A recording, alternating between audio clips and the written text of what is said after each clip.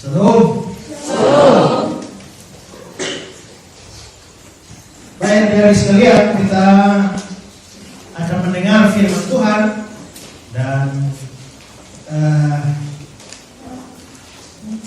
panitia meminta saya untuk menyampaikan firman Tuhan yang berkenaan dengan orang berdosa dan juga dengan penebusan yang dikerjakan oleh Tuhan Yesus Kristus. Dan karena itu maka hari ini saya membawa firman Tuhan dengan tema juru selamat bagi orang berdosa. Mungkin yang bagian sana akan kesulitan untuk melihat slide-nya. Kalau tidak bisa lihat slide-nya ya akan bawa kitab suci di tangan, boleh buka, boleh baca. Kalau tidak ada kitab suci, ada hati suci juga boleh dibuka ya, untuk sama-sama belajar firman Tuhan hari ini. Nah, kalau kita bicara soal dosa, ya, maka memang ini sesuatu yang sudah bukan sesuatu yang asing bagi kita, bahwa semua orang di dunia ini adalah orang berdosa. Tetapi pada kesempatan ini saya ingin memberikan penjelasan lebih jauh kepada kita. Dan hari ini seperti yang diminta panitia pada saya, membahas tentang orang berdosa, kondisi orang berdosa, sampai pada Kristus yang menebus dan menyelamatkan kita dari dosa. Maka pada kesempatan ini saya ingin menyampaikan kepada kita beberapa poin penting yang berkaitan dengan tema ini. Yang pertama yang mau saya sampaikan sekarang adalah bahwa semua manusia berada di bawah kuasa dosa. Semua manusia berada di bawah kuasa dosa. Nah, sejak kapan sebenarnya dosa itu muncul? Kita semua tahu bahwa dosa pertama muncul adalah ketika Allah memberikan larangan kepada Adam dan Hawa. Semua buah pohon dalam taman ini boleh dimakan, yang satu tidak boleh. Nah, ketika Adam dan Hawa makan buah itu, maka dosa mulai hadir di dalam dunia. Nah, setelah Adam dan Hawa jatuh ke dalam dosa, maka selanjutnya adalah bahwa semua kita menjadi orang berdosa. Semua kita itu terhisap di dalam dosanya Adam. Nah, kalau kita melihat misalnya dalam Roma pasal 5 ayat 18-19, itu dikatakan begini: sebab itu oleh satu pelanggaran semua orang beroleh penghukuman. Oleh satu pelanggaran semua orang beroleh penghukuman. Satu pelanggaran satu. Pelanggaran siapa? Adam. Pelanggaran Adam. Satu pelanggaran yaitu pelanggaran Adam.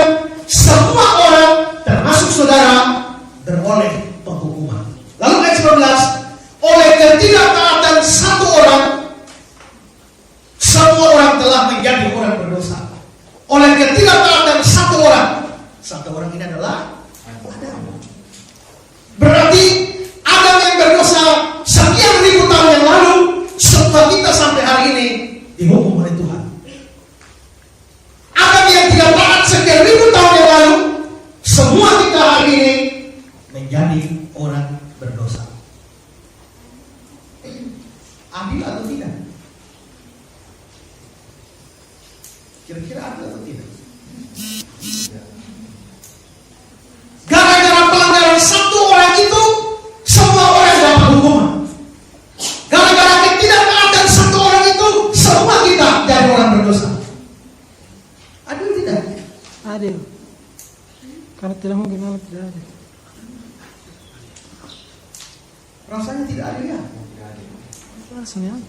Bukankah pada waktu ada makan, saudara tidak ikut makan? Ya kan? Atau ada yang menolong? Tidak kan? Waktu ada makan, kita tidak ikut makan. Ya?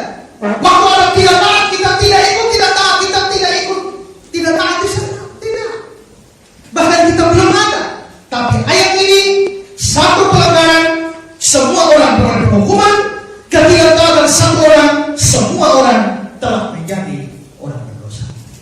Tapi apakah mungkin Allah tidak adil? Tidak mungkin.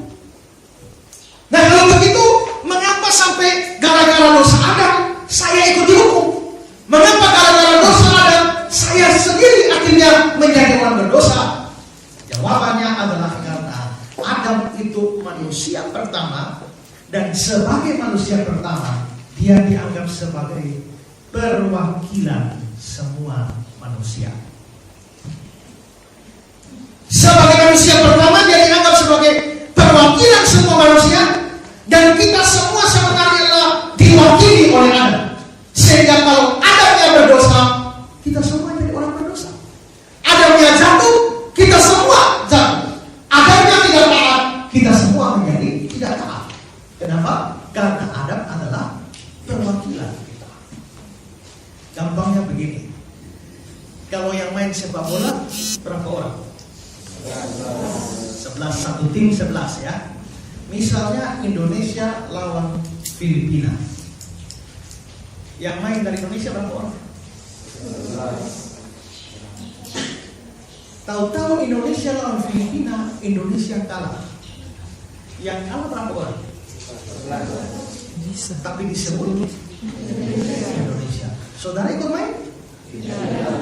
Saudara orang Indonesia? Indonesia kalah, kita semua kalah. Tidak bisa protes. Siapa yang ikut main? Tidak bisa kan? Mengapa? Karena 11 orang itu mewakili kita. Kalau 11 orang itu menang, seluruh Indonesia disebut menang. Berapa juta orang, semuanya menang. Tapi kalau 11 orang itu kalah, seluruh Indonesia kalah. Kita tidak bisa protes. Saya tidak protes, saya tidak main. Tidak bisa. Mengapa? Karena 11 itu adalah perwakilan kita. Mereka menang, kita menang. Mereka kalah, kita kalah. Nah begitu juga Adam. Adam ini sebagai manusia pertama, dia perwakilan kita. Kalau Adam suci, kita semua suci. Adam jatuh, kita semua jatuh. Adam berdosa, semua berdosa. Adam dihukum, semua dihukum. Masuk akal tidak? Mungkin saudara bilang, kenapa Adam mesti jadi wakil saya? Pertanyaannya, kalau lu bukan dari Adam, lu dari mana? Lu turunan siapa? Kalau lu bukan dari Adam, dari mana? Itu tidak bisa kita tolak. Kenapa? Karena kita semua memang sumbernya dari Adam, asalnya dari Adam. Kecuali ada manusia lain selain Adam. Tapi Alkitab bicara manusia pertama Adam, dan dari Adam turunlah semua manusia. Maka ketika Adam menjadi paling atas dari kita semua, maka secara otomatis dia dianggap mewakili kita di hadapan Tuhan Allah. Dan karena itu dia suci, kita suci. Dia kudus, kita kudus. Dia jatuh, kita jatuh. Dia dosa, kita dosa. Dia dihukum, kita dihukum. Nah, waktu Adam jatuh di dalam dosa, maka dia yang tadinya suci, dia yang tadinya kudus, sekarang naturnya Adam menjadi natur berdosa. Karena itu saudara, karena Adam itu sudah menjadi orang berdosa, maka semua keturunan Adam itu harus dianggap orang berdosa. Kalau monyet itu naturnya monyet, kalau dia punya anak apa? Monyet. Betul? Kalau monyet punya cucu, monyet. Monyet punya cicit, monyet. Sampai turunan ke-30, monyet. Ya kan? Tidak pernah ada monyet punya anak itu kecoa. Ya kan? Berarti monyet itu dia mau berapa turunan saja namanya, karena atasnya monyet seluruhnya jadi monyet. Begitu juga karena Adam itu adalah manusia berdosa, semua turunan Adam sampai berapa generasi pun semuanya menjadi orang berdosa, karena yang paling atas itu berdosa. Ya. Karena itu saudara, semua manusia menjadi orang berdosa di bawah Adam. Entah dia buat jahat atau tidak buat jahat, dia termasuk orang berdosa. Ya. Karena itu orang berdosa bukan pada saat dia berbuat dosa. Orang tidak menjadi orang berdosa pada saat dia berbuat dosa. Asal dia keturunan Adam, belum berbuat dosa pun statusnya sudah orang berdosa. Sekarang Coba lihat Mazmur 51 ayat 7. Mazmur 51 ayat 7 bilang begini, sesungguhnya dalam kesalahan aku diperankan, dalam dosa aku dikandung ibu. Dalam kesalahan aku diperankan, dalam dosa aku dikandung ibu. Jadi waktu aku masih ada di dalam kandungan ibuku, aku sudah dianggap orang berdosa. Jadi ini anak belum lahir sudah dosa, sudah menjadi orang berdosa. Jadi orang berdosa itu bukan waktu dia mati baru berdosa, dia mencuri baru dosa, lalu dia korupsi baru dosa, mencuri berzina baru dosa. Tidak. Waktu masih dalam kandungan belum bikin apa-apa, statusnya sudah orang berdosa. Jadi belum berbuat jahat sudah dosa. Mengapa? Lah karena turunan Adam.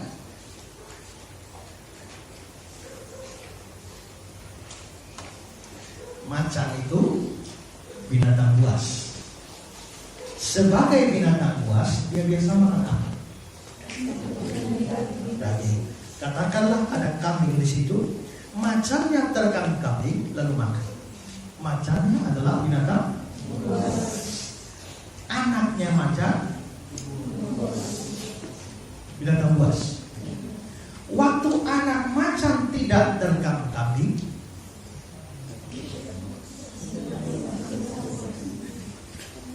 dia binatang buas atau tidak? Tapi dia tidak terkam kambing, dia cuma tidur saja. Tapi macan Binatang buas. buas atau tidak? Buas. Berarti buasnya macan tidak tergantung terkam kambing atau tidak terkam kambing. Terkam kambing buas, tidak terkam kambing buas juga. Ya kan?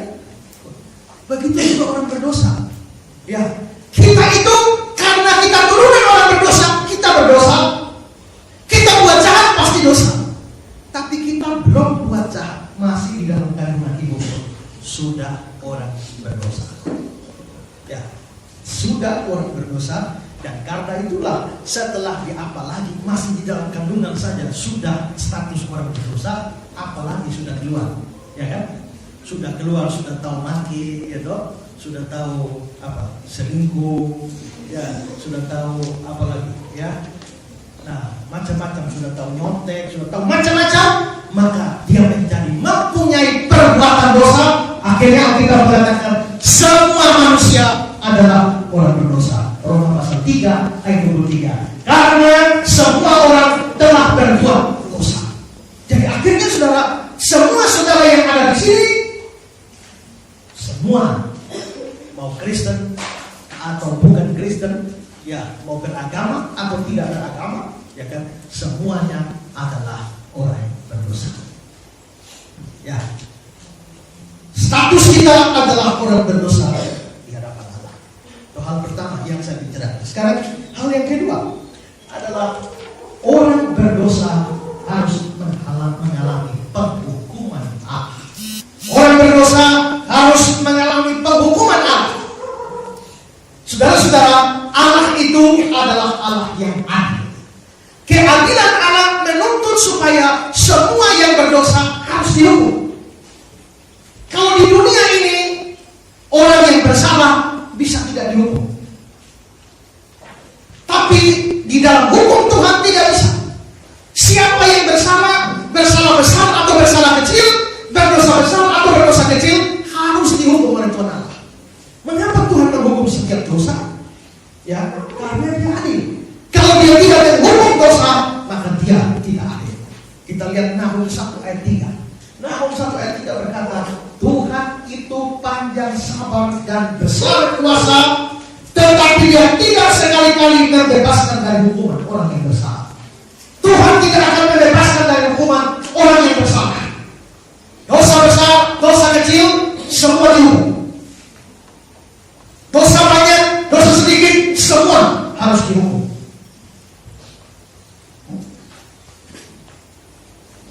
Satu hari ada kereta api jalan. Di kereta api ini ada kelas ekonomi, ada kelas VIP, ada VVIP. Kelasnya beda-beda, layanannya beda-beda. Kereta api ini bawa orang banyak yang kelas ekonomi, VIP, VVIP. Lalu tiba-tiba ternyata jembatan putus dan terjunlah kereta api itu masuk ke jurang. Mati semua. Pada waktu kereta api terjun ke jurang, apakah ada perbedaan antara ekonomi VIP dan VVIP? Tidak lagi kan? Mau VIP, VVIP apa ekonomi, namanya sudah terjun, mati semua. Demikian juga saudara, di dalam penghukuman Tuhan, dosa banyak, dosa sedikit, dosa kecil, dosa besar, semuanya akan dihukum oleh Tuhan. Nah, Tuhan hukum ini, hukuman Tuhan untuk orang berdosa apa? Mari kita lihat Kejadian 2 ayat 17. Dalam Kejadian 2 ayat 17. Tetapi pohon pengetahuan tentang yang baik dan yang jahat, jangan kau makan buahnya, sebab pada hari engkau memakannya, pastilah engkau mati. Jadi hukuman Tuhan buat orang berdosa adalah mati. Ya. Berarti mati ini gara-gara ada dosa. Seandainya manusia tidak jatuh dalam dosa, maka manusia tidak akan mati. Tapi kematian ini akibat dosa. Tapi kalau lihat ayat ini ya, pastilah engkau mati. Kapan matinya? Ya. Tetapi pohon pengetahuan yang baik yang jahat ini jangan kau makan buahnya, sebab pada hari engkau memakannya pastilah engkau mati. Kapan matinya? Pada hari engkau memakannya. Jadi begitu makan hari Selasa mati. Begitu makan hari Jumat mati. Begitu ada makan, habis makan mati. Tidak. Ada yang masih hidup panjang sampai berapa tahun? 930 tahun. Berarti ada habis makan buahnya kita langsung mati. Itu firman Tuhannya salah dong? Tidak. Ya. Karena mati itu ada tiga jenis mati. Ya. Mati itu ada 3 jenis.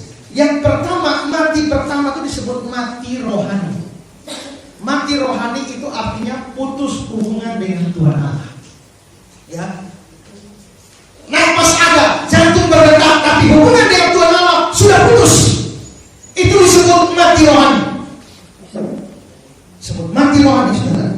Nah, coba kita lihat waktu Adam dan Hawa makan buah itu, apa yang terjadi? Kejadian 3 ayat 23-24. Lalu Tuhan Allah mengusir dia dari Taman Eden. Dia menghalau manusia itu dan di sebelah timur Taman Eden. Waktu dia belum berdosa, Tuhan kasih hidup bersekutu dengan Tuhan dalam Taman Eden. Begitu berdosa, Tuhan Allah usir dia, Tuhan Allah halau dia. Itu terjadi persis hari di mana mereka makan buah. Berarti hari di mana mereka makan buah dan mereka diusir, itu disebut mati. Mati secara rohani. Nah, kalau saudara ini hidup masih ada napas, ya, jantung masih berdetak, tapi hubungan dengan Tuhan Allah tidak ada, namanya mati. Itu namanya mayat hidup. Ya. Nah, lalu saudara, karena manusia ini mati, sudah mengalami mati rohani, putus hubungan dengan Tuhan Allah. Setelah dia putus hubungan dengan Tuhan Allah, maka benih atau bibit kematian jasmani itu sudah masuk. Manusia waktu makan buah itu tidak langsung putus nafas, tapi lama-lama daya hidup manusia itu makin berkurang. Kalau baca di Alkitab, umur orang waktu itu Adam 930, manusia tertua siapa? Metusalah. Umur berapa? 969 tahun, nyaris 1000. Hari ini umur berapa orang? Saya periksa ini, kenapa satu orang dulu umurnya panjang-panjang? Apakah kalendernya beda sama kalender kita kan? Setelah diperiksa tidak, ternyata kalender sama. Memang orangnya tua-tua dulu, umurnya panjang semua. Ya, tapi sekarang kan makin lama makin turun. Sekarang 100 saja sudah susah ya. Kalau hari ini ada orang umur 100 tahun, kita bilang apa? Umur panjang. Tuhan berkati kau umur panjang sampai 100 tahun. Tapi kalau dia hidup zaman dulu 100 tahun sudah mati. Orang dahulu sampai umur 100 tahun sudah lewat. Nah, tapi mengapa begitu? Karena setelah putus hubungan dengan Tuhan Allah, daya hidupnya itu memang tidak langsung mati, tapi menurun. Saya kasih gambaran. Kalau kipas angin masih ada hubungan dengan listrik, colok ini putar terus ya.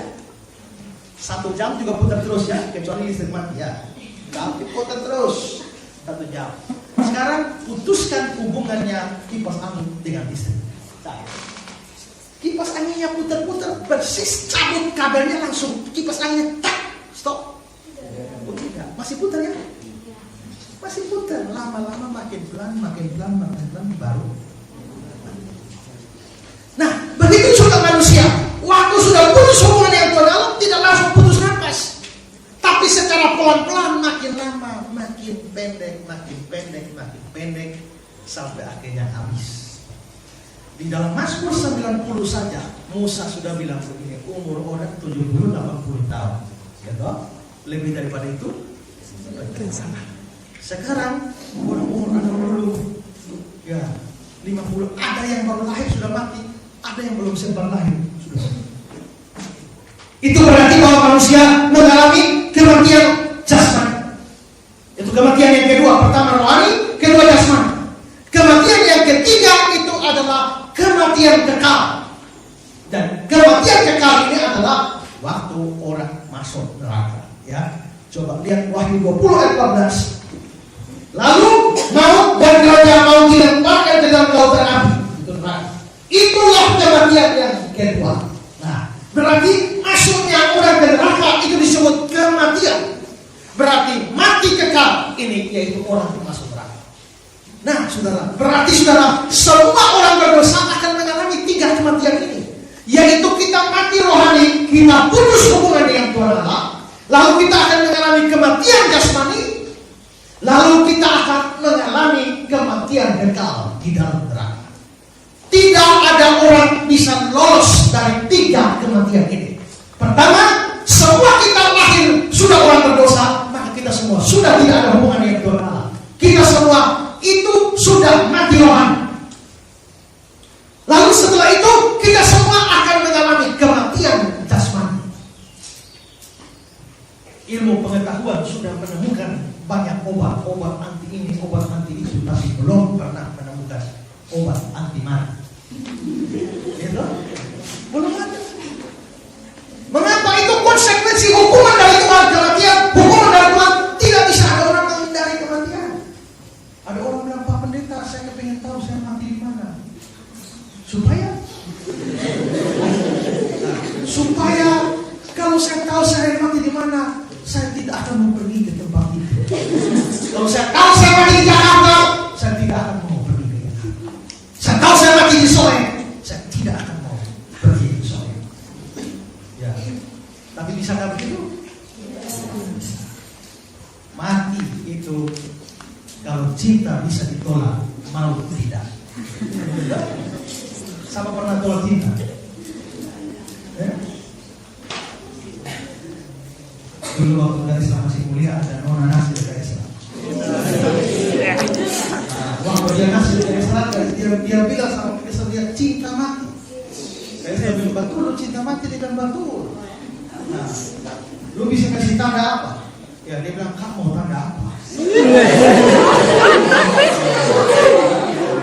Saya jawab dia, kalau lu betul cinta beta satu bukti apa yang kita mau? Beta mau lu berikan beta satu hal. Apa itu? Beta minta kebebasan. Maksudnya Kak, kalau kau cinta saya, berilah saya kebebasan, termasuk bebas untuk tidak mencintaimu.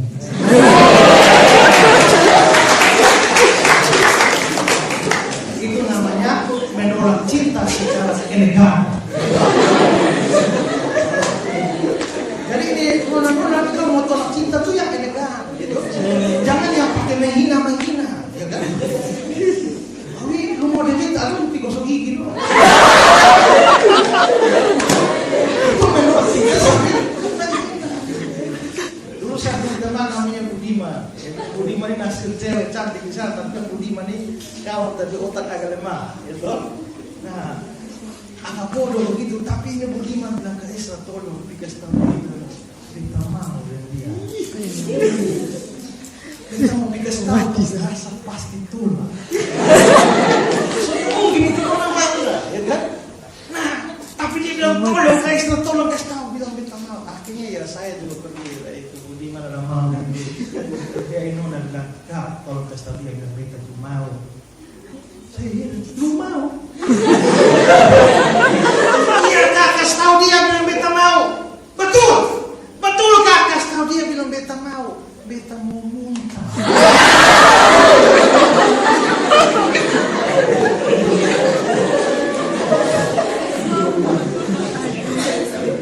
Kembali ke poin kita bahwa cinta bisa ditolak, mau tidak bisa. Ya. Dari negeri 1001 malam Irak itu ada cerita. Ada cerita tentang seorang tuan yang punya budak. Ini budak pergi ke pasar. Nah mereka percaya bahwa kalau malaikat maut sudah panggil lu begini, artinya ini malam lu out. Nah ini budak pergi ke pasar. Ternyata di pasar dia ketemu ini malaikat maut. Dan ini malaikat maut panggil dia. Ini budak. Aduh ini kalau malaikat maut sudah panggil saya, pasti saya game ini malam. Dia pucat, ketakutan, lari pulang ke rumah. Ketemu tuannya bilang, kenapa kau pucat sekali? Dia bilang, Tuhan, tadi di pasar saya ketemu dengan malaikat maut. Dia panggil. Saya ketakutan sekali Tuhan. Tuhan tolong saya mau lari jauh dari sini. Tolong berikan saya seekor kuda, saya mau lari jauh dari sini. Dan tuannya bilang, memang lu mau lari kemana? Saya mau lari ke kota paling ujung, namanya kota Samara. Ya sudah, kasih kuda, maka larilah dia ke kota Samara. Tuhan ini penasaran dengan malaikat maut. Lalu Tuhan ini pergi ke pasar, cari itu malaikat maut. Ternyata ketemu di malaikat maut. Lalu Tuhannya bilang, malaikat, kenapa kau menakut-nakuti hambaku? Dia bilang, saya tidak menakut-nakuti dia. Ya, tapi kan kau panggil dia begini. Dia ketakutan. Lalu ini malaikat maut bilang, bukan. Saya panggil itu cuma mau tanya. Tanya apa? Saya mau tanya karena saya aneh ketemu dia di sini. Karena menurut yang ditetapkan yang kuasa, malam ini saya mesti jemput dia di Samara. Yang saya heran adalah kenapa dia ada di sini. Hanya saya panggil dia tuh mau tanya. Dan sekarang coba dia lari tadi. Lari kemana? Lari ke Samara. Berarti dia bukan lari menjauhi kematian, lari mendekati. Jadi mati itu konsekuensi dosa. Siapapun kita tidak lolos dari yang namanya maut atau kematian. Sudah saatnya mati tidak bisa lolos. Belum saatnya mati tidak akan lewat. Kenapa? Kapal tenggelam, jago renang, game, tapi bayi umur 3 bulan bisa lolos. Karena itu jago renang itu memang saatnya di situ. Tapi bayi 3 bulan belum saatnya. Belum saat tidak akan mati. Sudah saat tidak akan bisa lewat. Hitler orang yang mungkin paling banyak kepengen dibunuh oleh orang. Ya. Nah, dia biasa pergi ke kantor dan upacara mulai jam 7. Mulai jam 7 lewat 15 dia biasa pidato. Pidatonya 15 menit sampai 7.30. Setelah 7.30 selesai dia masuk kantor. Orang sudah tahu hari-hari upacara jam 7.15 itu pidato, 7.30 selesai. Maka di podium tempat dia pidato, mereka sudah pasang bom. Nah, bom itu sudah diperkirakan meledak pada 7.20 persis waktu dia pidato. Jadi kalau ini berjalan seperti biasa, 7.15 mulai pidato, 7.30 habis, 7.20 meledak, Hitler tewas. Hari itu entah kenapa Hitler masuk kantor sini. Ya, jam 6.50 sudah mulai upacara. Ya, pukul 7:05 dia mulai pidato.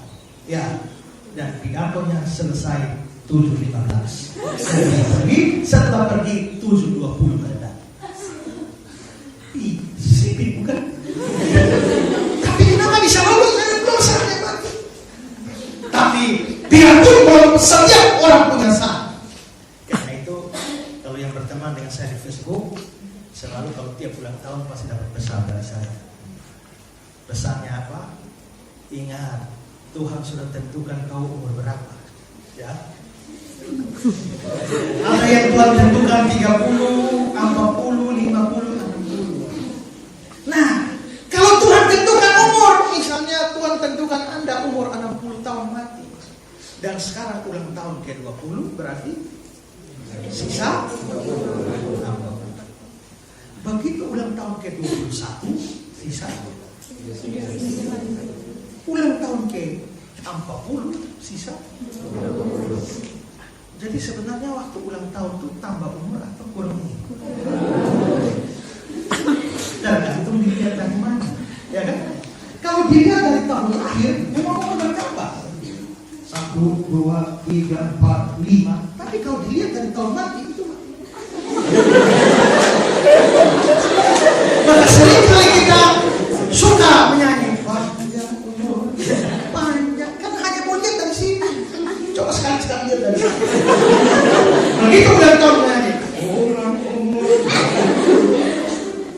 tapi semua akan sampai. Kematian yang ketiga ini kematian kekal, saudara. Jika tidak ada solusi, maka manusia berdosa akan masuk pada kematian yang ketiga, yaitu masuk ke dalam neraka. Sekarang banyak orang tidak percaya ada neraka, ada surga. Ya, mengapa? Karena memang tidak kelihatan. Ya. Mana surga, mana neraka? Tidak kelihatan. Ketika Yuri Gagarin pergi ke bulan, pakai pesawat Apollo-nya sampai pakai tabung oksigen, keluar dari dia dengan pesawat Apollo keliling-keliling ke bulan, cari semua dia di sana. Dia cari surga tidak ada, cari neraka tidak ada. Turunlah ke bumi, lalu dia bikin pengumuman, saya sudah sampai ke bulan sana, cari surga tidak ada, neraka tidak ada. Alkitab ngomong kosong. Lalu ada pendeta dengar dia, pendeta bilang, iya, memang lu tidak ketemu neraka. Kenapa? Karena lu tetap di atas lubang pesawat dan tetap pakai tabung oksigen. Kalau lu jatuh, turun dari pesawat, jatuh itu tabung oksigen, saya jamin lu ketemu neraka. Tapi kenapa? Surga dan neraka itu memang dimensinya bukan dimensi fisik, itu dimensi rohani. Maka kita dengan pesawat apapun cari di seluruh jagat raya ini tidak akan ketemu. Tapi keberadaannya itu ada. Hanya tidak terlihat. Kalau tidak dilihat kan belum tentu tidak ada. Saudara percaya ada listrik? Percaya tidak? Percaya. Coba kasih tunjuk saya mana listrik. Tuh, bukan. Itu bukan listrik. Itu akibat listrik sehingga lampu menyala. Akibat listrik setrika panas. Akibat listrik TV nyala. Akibat listrik kipas angin putar. Tapi listriknya segitiga atau lonjong tidak kelihatan. Listriknya tidak kelihatan. Tapi kalau tidak lihat listrik, karena listrik tidak dilihat, maka saya tidak percaya listrik. Kalau lu tidak percaya listrik, coba lu pegang itu kabel telanjang. Waktu lu pegang itu kabel telanjang, lu sadar dia ada. Berarti yang tidak dilihat juga ada. Begitu juga Tuhan Allah itu tidak kelihatan, tapi Tuhan Allah ada. Ketika seorang profesor ateis itu tidak percaya ada Allah. Profesor ateis masuk di kelas dan mengajar di kampus. Lalu dia tanya, dia bilang, mahasiswa sekalian saya tanya, siapa yang pernah lihat Tuhan Allah? Angkat tangan. Tidak ada. Lalu dia tanya lagi, pertanyaan kedua, siapa pernah rapat Tuhan Allah? Angkat tangan. Tidak ada yang angkat tangan. Lalu dia bilang, karena tidak ada yang pernah lihat Tuhan Allah, tidak ada yang pernah rapat Tuhan Allah, kesimpulan saya adalah Tuhan Allah tidak ada. Ada komentar. Seorang mahasiswa Kristen pergi, dia bilang, Prof, saya tidak mau bantah Prof, saya kepengen beri kesempatan saya tanya kepada teman-teman saya. Silakan maju. Mahasiswa Kristen maju dan dia tanya, teman-teman, saya kepengen tanya 2 pertanyaan pada teman-teman. Siapa di antara teman-teman pernah lihat otak profesor ini? Ada? Pertanyaan kedua, siapa di antara teman-teman pernah raba otak profesor ini? Tidak ada. Karena otak profesor tidak pernah dilihat, tidak pernah diraba. Kesimpulan saya adalah ini profesor tidak punya otak.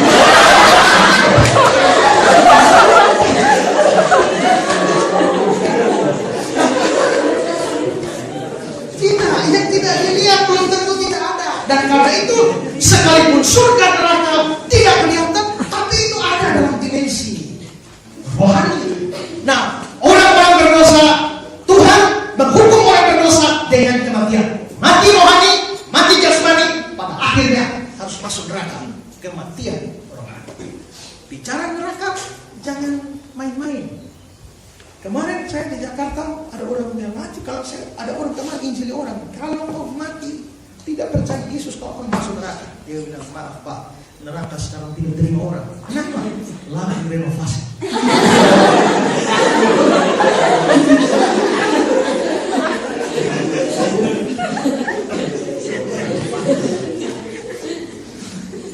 Neraka itu digambarkan dalam kitab suci sebagai tempat penderitaan yang kekal, tempat penghukuman yang kekal. Neraka bukan suatu komunitas hidup bermasyarakat seperti di bumi ini. Ada gambaran-gambaran tentang neraka yang seolah-olah bahwa neraka itu orang hidup seperti hidup dalam tatanan masyarakat kita. Saya pernah dengar cerita waktu Hitler masuk neraka. Hitler ini pemimpin Nazi Jerman yang jahat itu. Dia masuk neraka. Karena saking jahatnya dia, semua orang di neraka hormat dia. Ya kalau lihat orang Pak Hitler. Tapi semua hormat dia. Tapi yang membuat Hitler heran adalah satu laki-laki di pojok itu tidak pernah hormat dia. Semua hormat, yang satu tidak. Hitler penasaran, siapa itu? Kok tidak pernah hormat? Akhirnya Hitler datang dia. Lu siapa? Itu lagi-lagi kamu. Lu siapa? Semua orang di sini hormat Hitler, hanya kau sendiri tidak. Kau siapa? Itu lagi-lagi. Kamu mau tahu saya siapa? Siapa? Yudas Iskariot. Ya tuh tidak Hitler, kuliah apa ya? Yesus saja saya jual apa kau?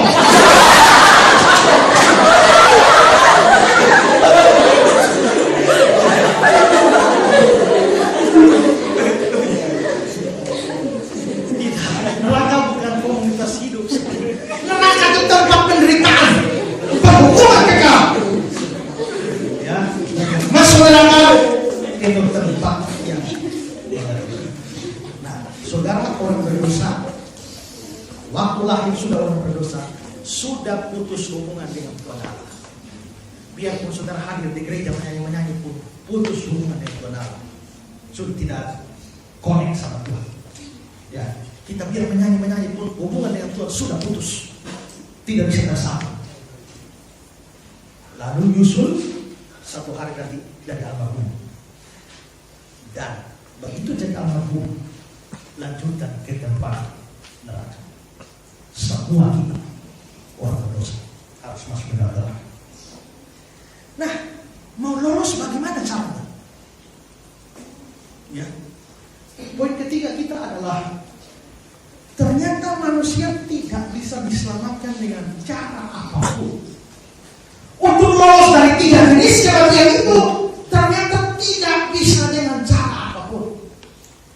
Seluruh agama di dunia mengajarkan bahwa supaya orang selamat tidak masuk neraka alias masuk surga adalah orang mesti rajin berbuat baik. Atau kita mesti taat firman Tuhan supaya mati masuk surga. Tidak. Ya. Firman Tuhan ajarkan lain. Dalam Galatia pasal 2 ayat 16 dibilang begini. Kamu tahu bahwa tidak seorang pun dibenarkan karena melakukan hukum Taurat. Hukum Taurat itu yang mana? Firman Tuhan.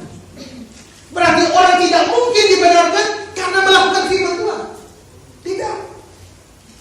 Tidak ada seorang pun yang dibenarkan oleh karena melakukan hukum Taurat. Berarti orang melakukan firman Tuhan, tetap dia tidak bisa selamat, dia tetap masuk neraka. Ya, jadi Sebenarnya bisa ya, taat firman Tuhan bisa masuk surga. Asal taat semua, tidak boleh kurang satu. Begitu kurang satu, kau masuk neraka. Dengar baik-baik kalimat saya. Syarat masuk neraka adalah dosa satu. Jadi kalau firman Tuhan ada 1000, saudara taat semua 999. Semua taat. Hanya satu saja yang tidak taat, yaitu utang tidak bayar. Saudara harus masuk neraka. Nah, jadi saudara, bisakah ada orang yang taat sempurna kepada hukum Taurat? Tidak ada. Kalau memang tidak ada yang bisa taat hukum secara sempurna, maka pada dasarnya tidak ada satu orang pun bisa selamat atau masuk surga, lolos dari neraka, lolos dari kematian dengan taat firman Tuhan. Saudara yang taat firman Tuhan, saudara akan tetap masuk neraka. Saudara rajin gereja, mati masuk neraka. Saudara tidak berzina, mati masuk neraka. Saudara rajin beri persembahan, masuk neraka juga. Saudara rajin ke gereja, ikut paduan suara, masuk neraka juga. Kok begitu? Iya, ayatnya begitu kok. Tidak ada orang bisa dibenarkan karena melakukan hukum Taurat. Demikian juga semua orang yang berbuat baik dan berpikir mesti selamat, tidak mungkin selamat. Ya. Kalau kita mengumpul semua kebaikan kita bawa kepada Tuhan, bagaimana Tuhan menilainya? Yesaya 64 ayatnya ke-6. Demikianlah kami sekalian seperti seorang najis, dan segala kesalahan kami seperti kain kotor. Bukan dosa ya seperti kain kotor, tapi kesalehan. Itu perbuatan baik. Berapa banyak perbuatan baik? Segala. Jadi kita punya buat baik itu kumpul satu-satu semua sampai seluruh hidup kita kumpul semua, kasih Tuhan, ini Tuhan perbuatan baik saya. Tuhan nilai kain kotor. Ini kain kotor ini bukan kain lap biasa. Kain kotor yang dimaksudkan dalam Yesaya ini adalah kain pembalut pada waktu wanita datang bulan. Kain kotor seperti itu. Jadi seluruh perbuatan baik kita itu sama seperti kain pembalut wanita yang kita datang bawa Tuhan. Saya mau masuk surga, ini tiketnya pembalut. Kau gila kan? Tidak bisa. Karena itu buat baik bagaimanapun tetap tidak bisa. Lolos. Orang Islam bilang nanti mati timbang. Waktu saya berdebat dengan mualaf insan Mokogunta, dia bilang begini, nanti mati timbang. Kalau perbuatan baik kita lebih berat, masuk surga. Tapi kalau jahat lebih berat, masuk neraka. Lalu saya tanya, Pak, kalau baik lebih berat kalau masuk surga, jahat lebih berat kalau masuk neraka. Kalau sama berat, kalau masuk mana? Ya. Nah, karena itu maka tidak mungkin orang bisa berbuat baik lalu masuk surga, tidak bisa. Ya, coba lihat seorang namanya Sidney Jones. Dia bilang begini, kamu bisa mencoba menyeberang lautan Atlantik dalam sebuah perahu kertas, sama seperti kamu mau masuk ke surga dengan perbuatan baikmu sendiri. Karena tahu, karena bikin perahu kertas yang kecil ya, zaman dulu mesin kita bikin. Coba bikin ini perahu kecil lalu suruh ayo seberang lautan Atlantik. Bisa sampai di seberang atau tak usah lautan Atlantik. Coba seberangi laut Alor. Dia bisa sampai? Mustahil. Begitu juga sama mustahilnya kamu bisa selamat dengan perbuatan baik. Tidak bisa. Hukum di dunia pun tidak membenarkan bahwa sesuatu kejahatan bisa ditutup dengan perbuatan baik. Seandainya benar bahwa Jessica yang membunuh Mirna, seandainya benar, ya, lalu Jessica mengaku, benar Pak Hakim, saya yang telah membunuh Mirna, tapi Pak Hakim mesti sadar juga bahwa saya aktivis HAM. Saya sudah kasih sumbang di panti asuhan, bantu korban bencana, bantu rumah ibadah, orang-orang miskin. Saya memang bunuh Mirna, tapi saya juga berbuat baik banyak Pak. Kira-kira hakim akan meloloskan Mirna? Pak Hakim, saya memang bunuh Mirna, tapi saya juga buat ini baik saya. Hakim akan membebaskan Mirna? Iya. Hakim pasti membebaskan Mirna kalau hakimnya Siti. Tapi kalau hakimnya waras, Mirna boleh punya kebaikan macam apa, tapi kebaikan Jessica tidak bisa menutupi satu dosa dan bunuh Mirna. Tidak bisa. Maka kalau bisa berbuat baik macam apa saja, tapi berbuat baik itu tidak bisa menutupi dosa-dosamu. Kamu tetap masuk neraka. Jadi manusia tidak bisa diselamatkan dengan berbuat baik. Selain itu, manusia juga tidak bisa diselamatkan dengan bertobat. Dalam pengertian berhenti berbuat dosa. Jadi dengan baik-baik. Kalau ada seorang yang suka mencuri, waktu dia bertobat dengan berhenti mencuri, dia masuk surga neraka. Tadi mencuri, sekarang sudah bertobat, sudah berhenti mencuri. Dia mati masuk surga neraka. Neraka. Ya? Neraka. Kalau kan dia berzina, sekarang berhenti berzina, mati Neraka. Kenapa neraka? Kan sudah bertobat.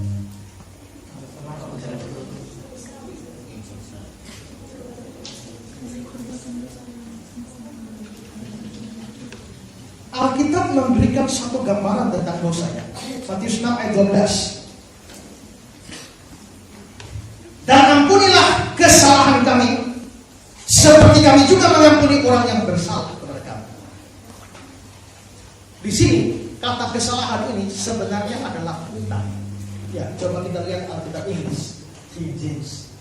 Ya, and forgive us our debts. Ampunilah kami akan hutang kami, as we forgive our debtors.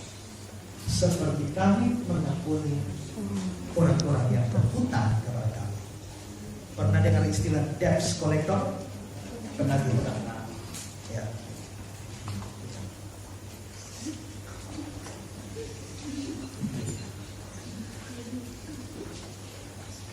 Nah, sekarang coba, kalau memang dosa itu dianggap sebagai hutang, sekarang coba pikir, apakah hutang bisa dianggap beres dengan berhenti hutang? Kalau saya hutang sama saudara, minggu ini pinjam 100 juta, minggu depan 100 juta lagi, minggu berikut 100 juta, sampai 1 miliar, lalu saudara marah sama saya. Begitu saudara marah sama saya bilang, jangan marah-marah, saya janji mulai sekarang saya tidak hutang lagi. Beres, selesai Bapak ya, kita punya masalah selesai ya, saya janji tidak hutang lagi, selesai. Tidak, mengapa? Kau memang harus berhenti hutang, tapi yang hutang lama sama mesti bayar. Ya kan?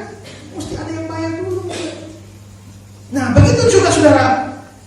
Dosa kita adalah hutang, dan karena itu untuk selesaikan dosa kita tidak hanya bisa dengan berhenti berdosa, tidak. Dosa yang lama sama bayar. Mesti ada yang bayar, ya. Dan tidak ada orang bisa bayar dosanya. Kenapa? Terlalu berat. Mazmur 65 ayat 4. Pelanggaran-pelanggaran kami melebihi kekuatan kami. Atau dalam terjemahan Indonesianya, Bahasa Indonesia Baru, dosa-dosaku terlalu berat bagiku, hutangku terlalu berat, kita tidak mungkin bayar. Nah, kalau hutang saya tidak bisa saya bayar, bagaimana caranya hutang saya lunas? Saya butuh satu orang yang bersedia, ya, untuk menanggung atau membayar hutang saya.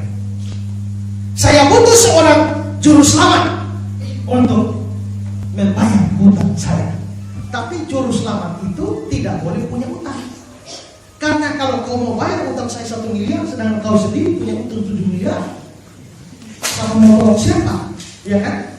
Karena itu maka juru selamat kita, ya, di sini poin keempat kita adalah kita butuh seorang juru selamat.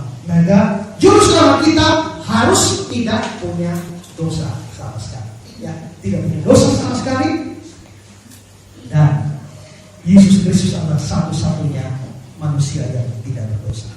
Nah, saya mungkin akan meringkasnya saja karena waktu saya hampir habis, ya.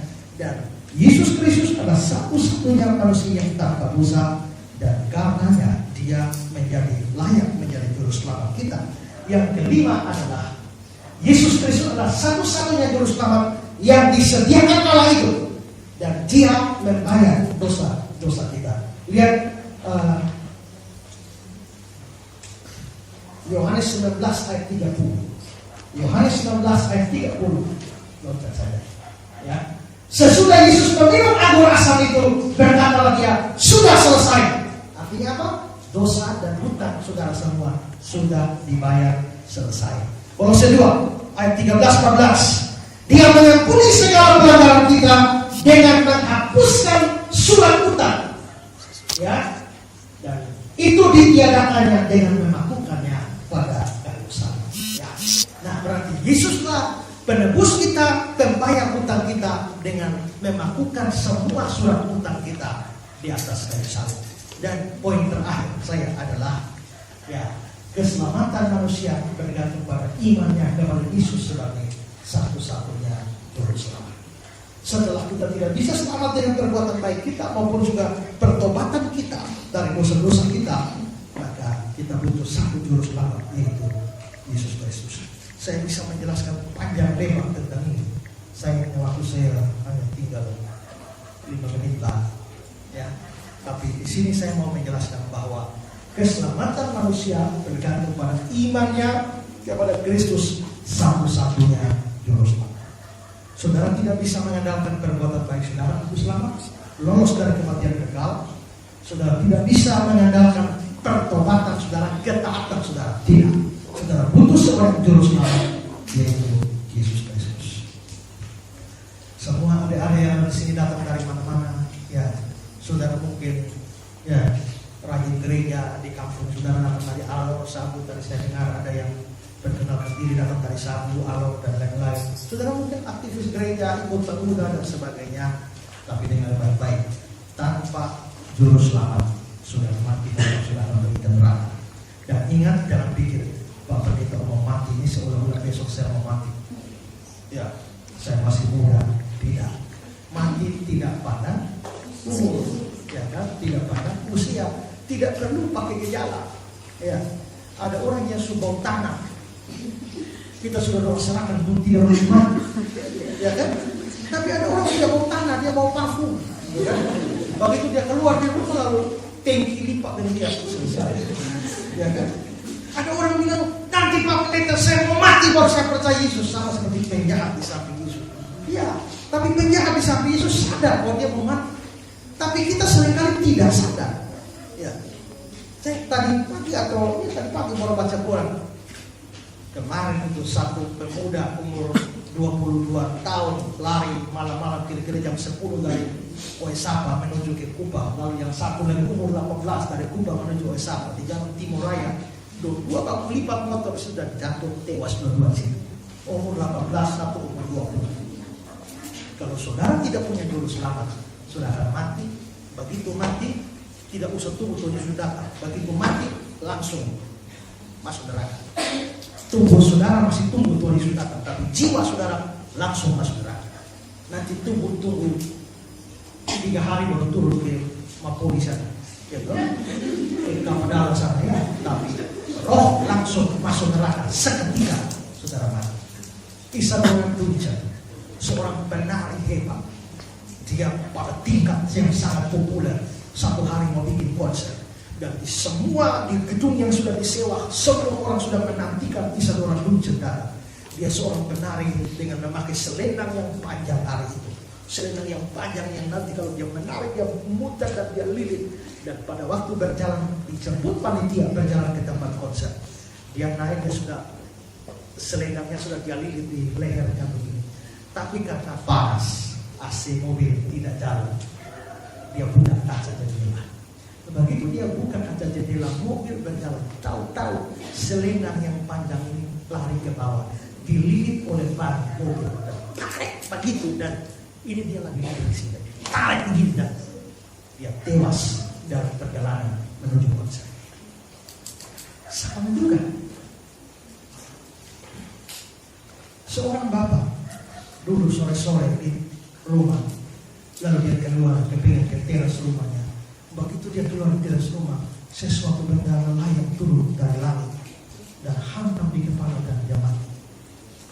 Dia mati tanpa tahu apa yang menimpa dia. Setelah orang periksa, ternyata yang menimpa dia adalah seekor kura-kura. Kura-kura apa kata Nabi? Setelah mereka selidiki, ternyata ada burung elang tangkap kura-kura dari laut, bawa terbang tinggi. Begitu terbang tinggi, elang sudah tidak kuat lagi, elang lepas. Begitu elang lepas, pas kura-kura. Selesai.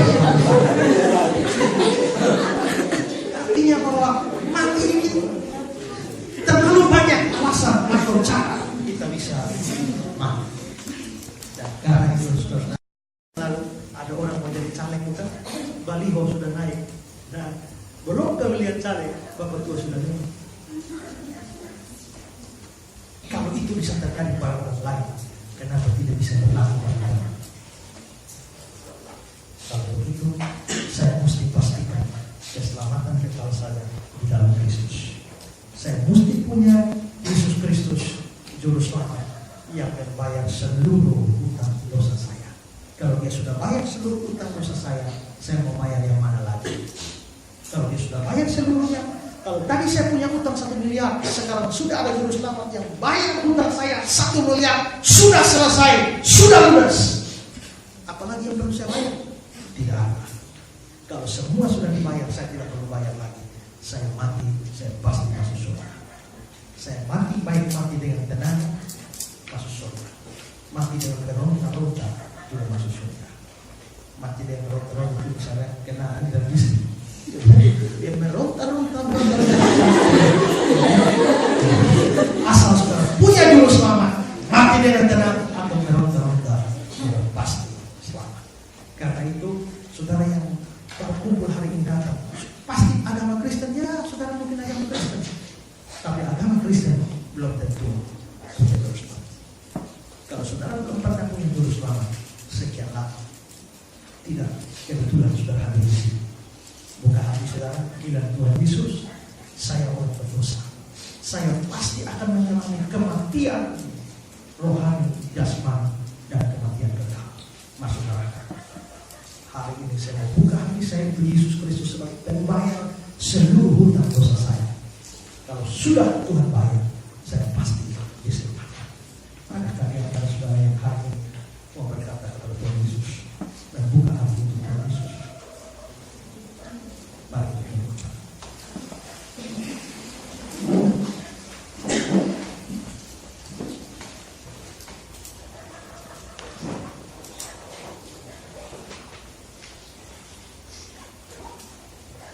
Saya beri kesempatan kita merenungkan firman Tuhan ini.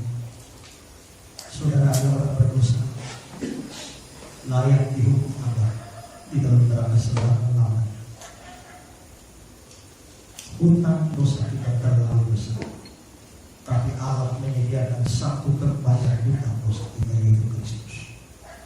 Hanya Dialah satu-satunya Juru Selamat yang sanggup membayar dan menanggung seluruh hukuman dosa kita di atas kayu salib. Hanya dengan iman kepada Dia, saudara akan diselamatkan. Saudara-saudara Kristen dari kecil, beragama Kristen dari kecil, tapi memiliki Juru Selamat secara pribadi adalah hal yang berbeda. Adakah di antara saudara hari itu berkata, Tuhan, saya membuka hati saya untuk Kristus. Saya membuka hati saya untuk Kristus dan menyambutnya sebagai Juru Selamat dan Tuhan saya.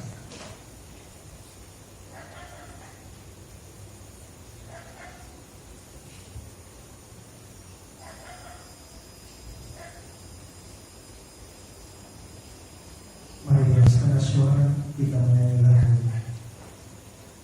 Ajaib Benar Anugerah, dan kita berdoa. Ajaib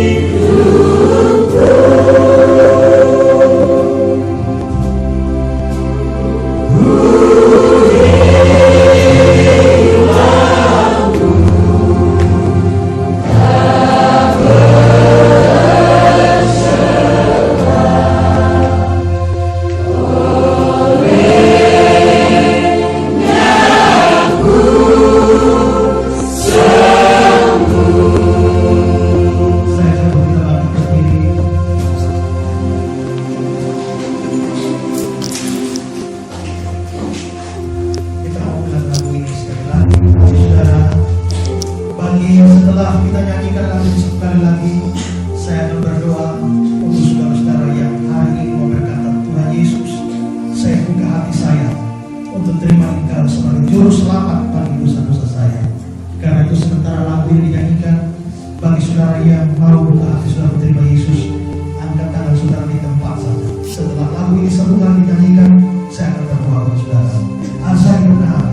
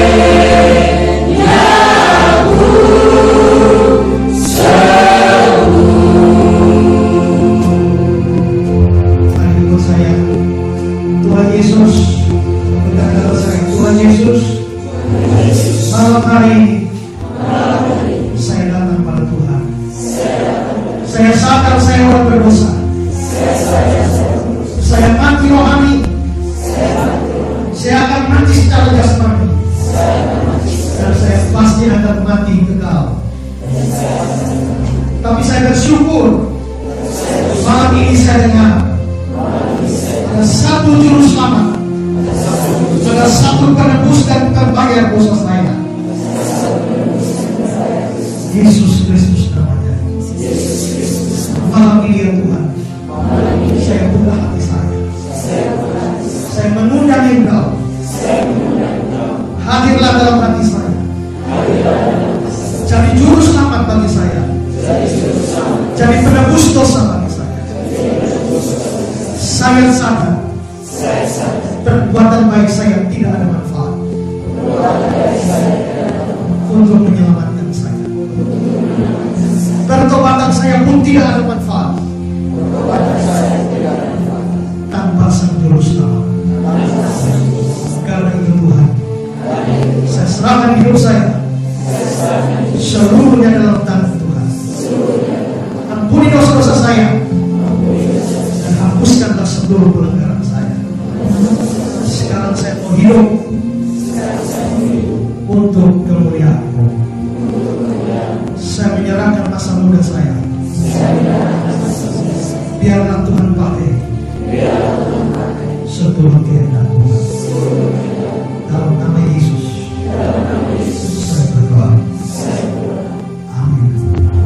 Aku bernyanyi bahagia. Aku bernyanyi.